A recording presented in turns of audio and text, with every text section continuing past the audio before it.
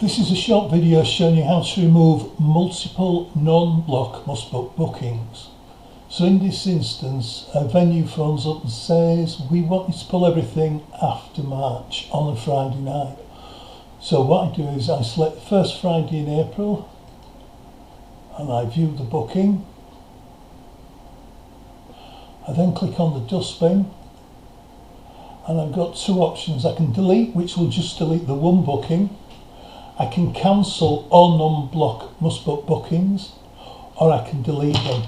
So in this instance, I want to delete so there'll be nothing left on file.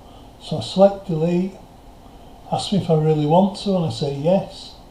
And then I close the booking form down, and you'll see all the Fridays have now disappeared except for one, because that was a full booking, so it had been converted and actually been added.